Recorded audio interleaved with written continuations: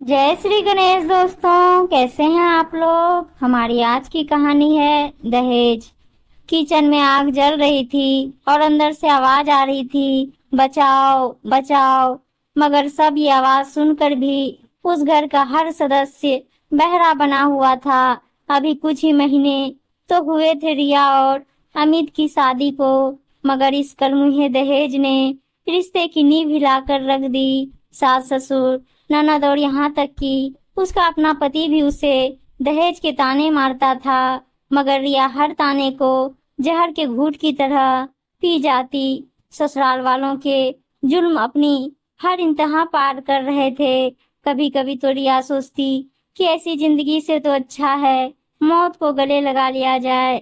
फिर उसे अपने माता पिता का ख्याल आता है कि उन पर क्या बीतेगी। बस यही चीज उसे कोई भी गलत कदम उठाने से रोक लेती थी। इसी तरह एक एक कर सभी दिन बीतते जा रहे थे। उसके ससुराल वाले न जाने कहां से उसे तंग करने के लिए रोज कोई बहाना खोज लेते थे।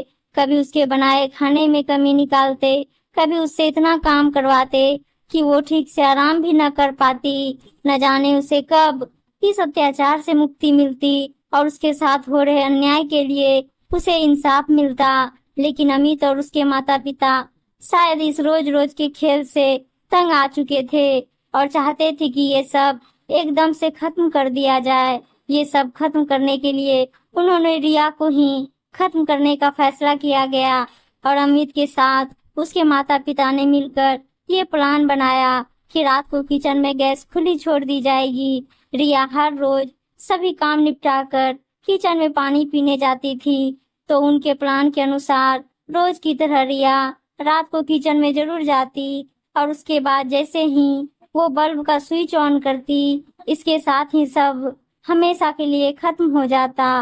रात हो चुकी थी, सभी सोने के लिए लेट चुके थे। रिया अभी भी अपने काम में जुटी हुई थी। हालांकि उसके पति ने उसकी कभी कदर नहीं की, लेकिन वो पत्नी होने का हर फर्ज पूरी ईमानदारी से निभाती थी। रात को अपनी सास के पैर दबाने के बाद रिया उनके कमरे से निकली और किचन की तरफ चली गई।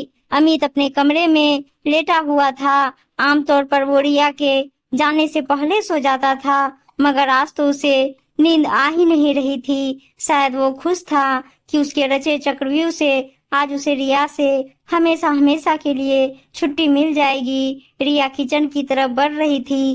किचन का दरवाजा खुला और जैसे ही बल्ब जलाया गया, तुरंत ही आग ने पूरा किचन घेर लिया। ऐसा लग रहा था मानो जैसे कहीं चुपके से बैठा हुआ शेर अचानक ही अपने शिकार पर आ झपटा हो। बस कुछ ही देर में किचन से आवाजें आने लगी, बचाओ बचाओ। अमित और अमित के माता पिता सब कुछ सुनते हुए भी बहरे बने हुए थे। वो जाते भी क्यों, उन्होंने ही तो ये प्लान बनाया था। जब 2 मिनट बीत गए तो वो लोग उठकर किचन की तरफ गए। अभी किचन तक पहुंचे ही थे कि वहां का दृश्य देख उनके होश उड़ गए।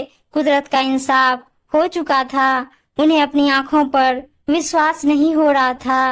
उन्होंने देखा उनकी बहू सामने खड़ी थी। तभी एक आवाज आई, मुझे बचा लो भाभी, मैं मरना नहीं चाहती। ये आवाज थी अमित की बहन शीतल की, जिसे रिया अपनी जान पर खेलकर आग से बचा कर लाई थी। उन्हें समझ नहीं आ रहा था कि ये सब कैसे हुआ। कुदरत भी क्या चीज है नहीं। अक्सर बड़े बुजुर्गों से सुनते आए हैं कि जो दूसरों के लिए खड्डा खोदता है वो खुद ही उस खड्डे में गिरता है। लेकिन यहाँ खड्डा खोदने वाला ही नहीं, उसके अपने भी उसी खड्डे में गिर चुके थे। हुआ ये था कि जब रिया अपनी सास के पैर दबाकर कमरे से बाहर निकली तो उसे चक्कर आ गए और वो कमरे के बाहर ही जमीन पर बैठ गई। इतनी ही देर में शीतल किचन में पहुंच गई और ये सब हो गया। शायद ये रिया की नेक नियत का ही नतीजा था जो वो बच गई। इतनी ही देर में शीतल किचन में पहुंच गई और ये सब हो गया। ये तो शुक्र था जो रिया समय रहते किचन में पहुंच गई और शीतल, जो कि अमित की बहन थी, वो किचन से जली हुई हालत में बाहर ले आई। अमित और उसके माता पिता को समझ नहीं आ रहा था कि ये हो क्या रहा था। जिस बहू को उन्होंने मारने की कोशिश की, उसी ने उनकी औलाद की जिंदगी बचाई। वो शर्मिंदा तो थे ही, लेकिन इसे महसूस करने में शायद उन्होंने काफी देर कर दी थी। उम्मीद है दोस्तों कहानी अच्छी लगी होगी, और अच्छी अच्छी कहानियां सुनने के लिए चैनल को सब्सक्राइब जरूर कर लीजिएगा और वीडियो को लाइक शेयर जरूर कर दीजिएगा। धन्यवाद दोस्तों।